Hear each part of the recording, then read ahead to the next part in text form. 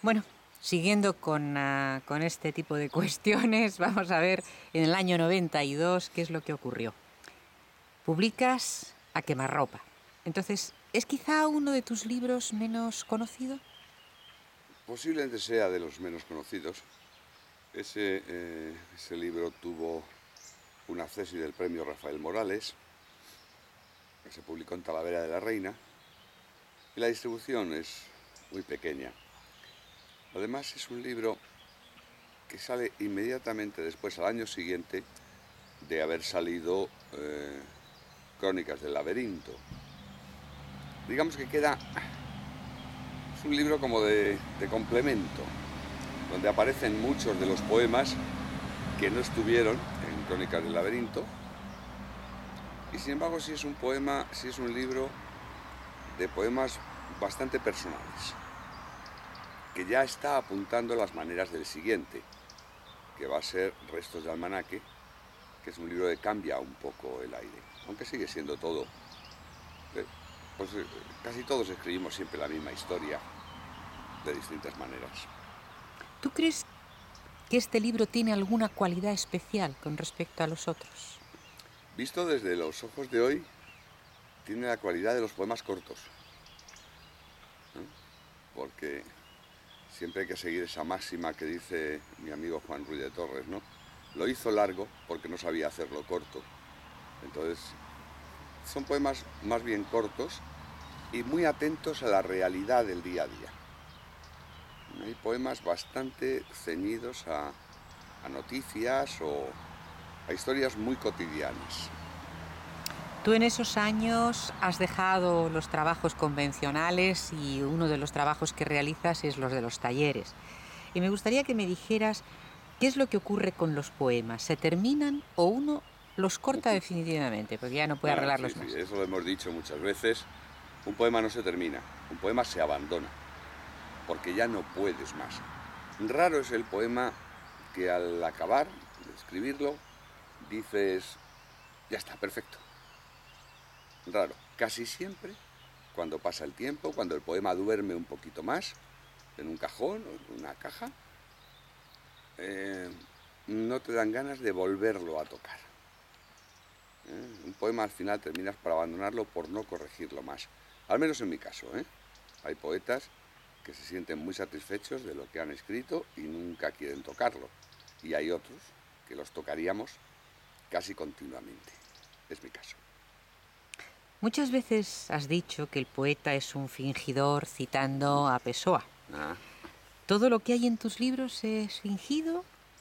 ¿Cuánta de verdad? ¿Cuánta verdad contienen los libros? La frase de Pessoa es engañosa, es una trampa, porque dice que el poeta es un fingidor y que finge tan completamente que hasta finge que es dolor el dolor que en verdad siente. Luego ahí no hay tanto fingimiento, lo que sí hay es una literaturización. Lo que se hace es convertirlo en literatura. Y al convertirlo en literatura siempre se finge. Lo que pasa es que ese fingimiento termina por ser más real que la vida misma, al paso del tiempo. No quiere decir que sustituya la vida, al menos en mi caso.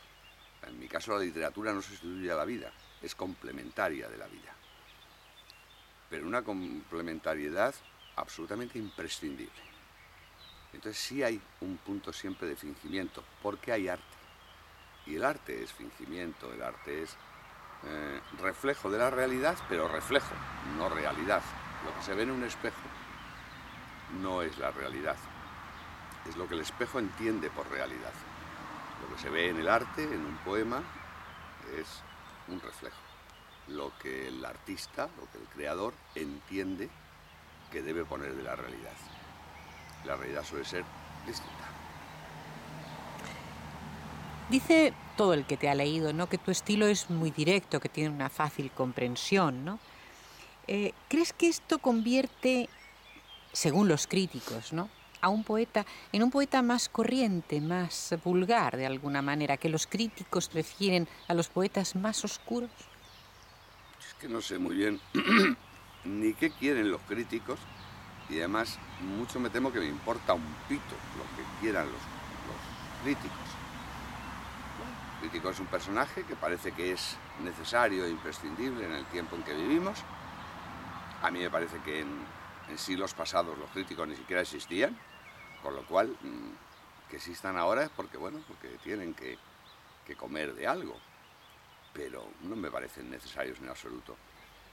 Eso por un lado. Por otro lado, el ser más claro es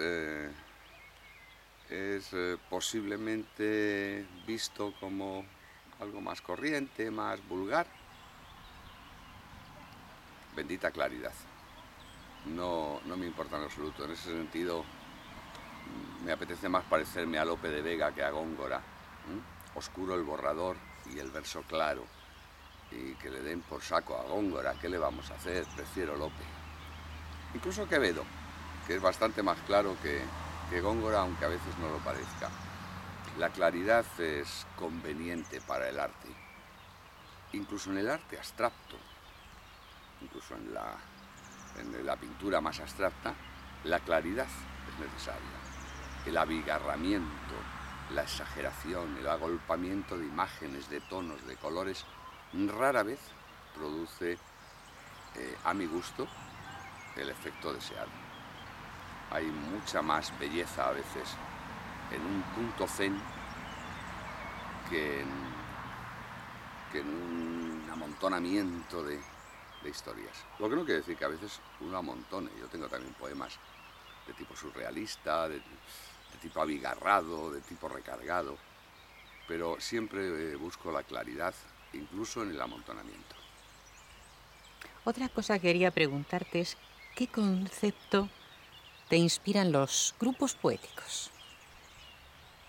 Imagino que es una forma de sentirse acompañado, de sentirse protegido frente a lo exterior. El problema es cuando los grupos poéticos se convierten en exclusivistas, se convierten en controladores de la realidad. Es decir, hay grupos poéticos que lo que hacen es tener una tertulia, tener una reunión, organizarse en un taller, verse para comer y cenar mientras se arrojan versos unos a otros o critican al que no está en la reunión. En ese sentido los grupos son razonables, lógicos. La gente se agrupa porque se conoce y cuando se conoce uno nuevo pues se incorpora al grupo y más o menos los criterios son parecidos, pero eso pasa en todas las profesiones.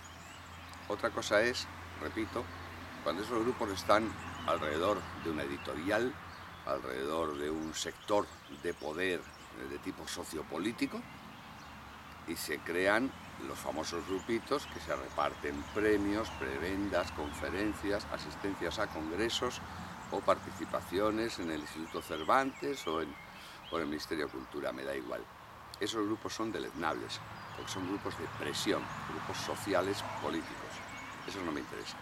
Esos directamente me caen francamente mal, porque le quitan a otros el pan de la boca para atiborrarse ellos, aunque el pan sea muy poco. Ahora, el resto de los grupos, pequeñas asociaciones, pequeñas tertulias que se reúnen en un café, que charlan, que invitan a unos, que invitan a otros, esos son muy majetes y casi nunca dan problemas. Pueden dar el problema de escribir mala poesía, pero bueno, si se la leen entre ellos, ¿por qué no?